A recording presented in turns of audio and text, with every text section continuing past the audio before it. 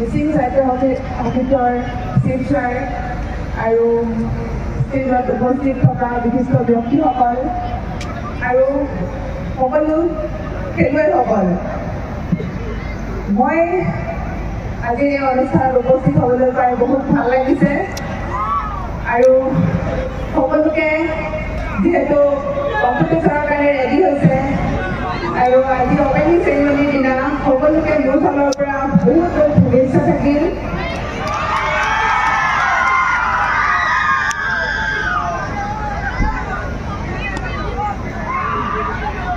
ক'বৰ কাৰণে বহুত আছে, কিন্তু ক'ৰ পৰা ষ্টাৰ্ট কৰিম একেবাৰে ভাবিব পৰা নাই, কাৰণ যেতিয়াই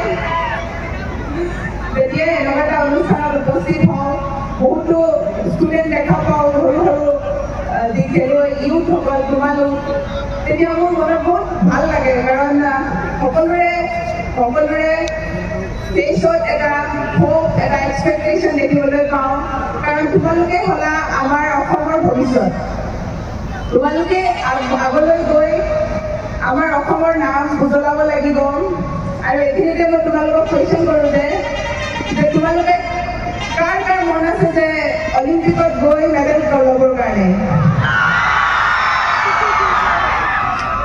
ইমান হোপ লৈ ওলাই আহিছা, ইমান আশা লৈ ওলাই আহিছা খেলত আগবাঢ়িম বুলি, তাৰ বাবেও মোৰ বহুত বহুত ভাল লাগিছে, যিহেতু এজন খেলুৱৈ হিচাপে আৰু খেলুৱৈ ওলোৱাটো মোৰ এটা সপোন হয়। আৰু তোমালোকে যিদৰে চেষ্টা কৰিছা এতিয়া দেখা পাইছোঁ সকলোৰে ঠাণ্ডা লাগিছে চাগে, নহয়নে? হ'লেও তোমালোকে স্পৰ্টছক লৈ যেনেধৰণৰ ডেডিকেশ্যন, কাৰণ এজন স্পৰ্টছমেনেহে এনেদৰে বহি থাকিব পাৰে ইমান ঠাণ্ডাত। বেলেগ এজন ব্যক্তিৰ কাৰণে চাগে সেইটো সম্ভৱ নহয়। স্পৰ্টছমেনৰ এনেকুৱা ডেডিকেশ্যন থাকে, ইমান ষ্ট্ৰং থাকে যে ইমান ঠাণ্ডাত হওক, গৰমত হওক, যেনেকুৱা পৰিস্থিতিত হওক তেওঁলোকে থিয় হৈ থাকিব পাৰে আৰু যেনেকুৱা পৰিস্থিতি আহক লাইফত তেওঁলোকে আগবাঢ়ি যাব পাৰে। তো তোমালোকক মোৰ ফালৰ পৰা বহুত বহুত শুভেচ্ছা। আৰু যিহেতু এইটো স্পৰ্টছ কাৰ্নিভেল মিচিং জনগোষ্ঠীৰ, তেওঁলোকে যেনেদৰে সকলো প্লেয়াৰক উলিয়াই আনিব চেষ্টা কৰিছে, ইউথত মই সকলোকে কৈছোঁ যে ইউথত আমি এনেকুৱা, মই তোমালোকৰ নিচিনাকৈ ওলাই গৈছোঁ। ইউথ সময়ত আমাৰ মনত বহুতখিনি চিন্তাধাৰা থাকে, আমাৰ লাইফক লৈ, আমাৰ ফিউচাৰক লৈ, কি কৰিম, বা তোমালোকেও ভাবা চাগে স্পৰ্টছত আগবাঢ়িব পাৰিম নোৱাৰিম, কি হ'ব কি নহ'ব। কিছুমানে কয় স্কুল গ'লে বেছি ভাল, কিছুমানে কয় খেলিলে বেছি ভাল, কিন্তু তোমালোকৰ মনতো এনেকুৱা থাকিব যে কি হ'ব কি নহ'ব, কনফিউজন থাকিব। মই সকলোকে কৈছোঁ যে স্পৰ্টছটোত আমি যদি আহোঁ, আমাৰ প্ৰতিটো ক্ষেত্ৰতে আমি ভাল কৰিব পাৰিম, আমি ফিজিকেলি, আমি মেণ্টেলি ফিট থাকিব পাৰিম আৰু লিডাৰশ্বিপ কোৱালিটি আহিব আমাৰ মাজত। প্ৰতিজন খেলুৱৈ মই ভাবোঁ যেতিয়া খেলত আহে তেওঁলোকৰ কনফিডেন্ট লেভেল বাঢ়ে আৰু কনফিডেন্ট লেভেল বঢ়াৰ পিছত তেওঁ নিজৰ পৰিয়ালটোক আগবঢ়াই নিব পাৰে। কাৰণ তোমালোক সৰু সৰু, কিন্তু তোমালোকে ভাবাচোন তোমালোকে এজন যদি ভাল খেলুৱৈ হোৱা, নিজৰ পৰিয়ালটোক তোমালোকে চাব লাগিব ভৱিষ্যতে। ত' তোমালোকে হাৰ্ডৱৰ্ক কৰিব লাগিব। কিছুমানে পঢ়াত পাৰে, যিসকল খেলত পাৰে তেওঁলোকে খেলত আগবাঢ়িব লাগে, যিসকলে পঢ়াত পাৰে তেওঁলোকে পঢ়াত আগবাঢ়িব লাগে। ত' তোমালোকে মই ভাবোঁ নিশ্চয় খেলত আগ্ৰহী হয়, তেওঁলোকে খেলত আগবাঢ়া। আৰু মোৰ নিজৰ সপোন আছে যে মই তোমালোকৰ জেগাটো, মোৰ যিহেতু মই একাডেমীৰ কথা চিন্তা কৰিছোঁ, যিহেতু সৰু সৰুকৈ যদি মই চেণ্টাৰ খুলিব পাৰোঁ, সকলোকে যদি খেলিবৰ কাৰণে চান্স পায়, তো মোৰ এইটো সপোন পূৰা হ'ব। আৰু মই সকলোকে অনুগ্ৰহ কৰিছোঁ যাতে মোক এই সপোনত সকলোৱে সহায় কৰে আৰু তোমালোকে ষ্টুডেণ্টসকলেও ওলাই অহা যাতে মোৰ এই সপোনটো পূৰা কৰিবৰ কাৰণে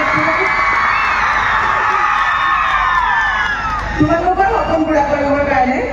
আৰু যিহেতু মই মোৰ কথা কওঁ যে যেতিয়া মই ষ্টাৰ্ট কৰিছিলোঁ, মই একেবাৰে গাঁৱৰ পৰা, মই বাৰমুখীয়া গাঁৱৰ পৰা আৰম্ভ কৰিছিলোঁ। যেতিয়া মই ষ্টাৰ্ট কৰিছিলোঁ মোৰ সন্মুখত একো নাছিলে। মোৰ এটা সপোন আছিলে যে মই অলিম্পিকত গৈ খেলিম আৰু অলিম্পিকৰ পৰা মেডেল কঢ়িয়াই আনিম। মই প্ৰথম যেতিয়া খেলিবৰ কাৰণে গৈছিলোঁ তেতিয়া মই ঘৰৰ পৰা বাহিৰত, মানে মই অকল ঘৰতো থাকি পাইছিলোঁ, গুৱাহাটীলৈ গৈ পোৱা নাছিলোঁ। কিন্তু প্ৰথম দিনা যেতিয়া মই গুৱাহাটী গৈছিলোঁ, একেবাৰে ডাঙৰ ডাঙৰ বিল্ডিং দেখি একেবাৰে ভয় খাইছিলোঁ যে কি কৰিব পাৰিম কি কৰিব নোৱাৰিম, মই একো গম পোৱা নাছিলোঁ। কিন্তু মোৰ এটা সপোন আছিলে যে মই অলিম্পিকত যাম আৰু খেলিম মই নাজানিছিলোঁ কেনেকৈ খেলিব লাগে প্ৰেক্টিচ পাম নাপাম কোনোবাই মোক শিকাবলৈ থাকিব নাথাকিব কিন্তু মই সদায় হাৰ্ড ৱৰ্ক কৰিছিলোঁ মই তোমালোককো ৰিকুৱেষ্ট কৰিম যাতে তোমালোকৰ যদি সপোন আছে এজন ভাল খেলুৱৈ হ'বলৈ কাৰণ প্ৰতিজন ব্যক্তিয়ে অলিম্পিক নাপাবও পাৰে কিন্তু এজন ভাল খেলুৱৈ হৈ এটা ভাল পজিশ্যনত নিশ্চয় পাব পাৰিব মোৰ এইটো বিশ্বাস তো তোমালোকেও যাতে এনেকুৱা যদি প্ৰব্লেম আহে লাইফত এনেকুৱা লাগে যে স্পৰ্টছ এৰি দিওঁ এনেকুৱাকৈ নাভাবিবা যদি স্পৰ্টছত অহাৰ পিছত তোমালোকে লাহে লাহে দেখিবলৈ পাবা তোমালোকৰ লাইফত মেজিক হ'ব একেবাৰে যাদু হ'ব চাবাচোন এটা এটা কম্পিটিশ্যন যেতিয়া খেলি যাবা এটা এটা কম্পিটিশ্যনত যেতিয়া আগবাঢ়িবা এটা বেলেগ ফিলিং হ'ব হাৰ জিত থাকিব আৰু হাৰ জিতটো ফেচ কৰিব পৰাজনীতো আচল খেলুৱৈ নহয় জানো তোমালোকেও এতিয়া বহুতখিনি আছা কোনোবা হাৰিব কোনোবা জিকিব কিন্তু হাৰ জিকৰ পিছতো যদি এইমটো যদি তোমালোকে নেশ্যনেল খেলাৰ সপোন থাকে ইণ্টাৰনেশ্যনেল খেলাৰ সপোন থাকে হৰাৰ পিছতো কোনো ভাগি নাযাব আকৌ উঠিব আকৌ খেলিব তোমালোকক হাৰিলে কোনো হাৰি নাযাবা হাৰিলেহে আকৌ জিকিবৰ কাৰণে শিকোঁ মই যিমানবাৰ হাৰিছোঁ তাত মই আৰু ষ্ট্ৰং এটা এইম লৈ আগবাঢ়িছোঁ কাৰণ যেতিয়া হাৰো আমি নিজৰ ভুলবোৰ দেখিবলৈ পাওঁ আমি নিজক চাওঁ তোমালোকে যদি কোনোবাই হাৰা আৰু জিকিবা আৰু জিকিলেও যিহেতু আৰু ভাল কৰিবৰ কাৰণে চেষ্টা কৰিবা তোমালোকে মোৰ ফালৰ পৰা বহুত শুভেচ্ছা থাকিল বহুত ভাল কৰা আমাৰ অসমৰ নাম উজ্বলোৱা মিচিং কমিউনিটিৰ নাম উজ্বলোৱা সকলোৱে এজন ভাল খেলুৱৈ হৈ যাতে আগবাঢ়ি যোৱা ধন্যবাদ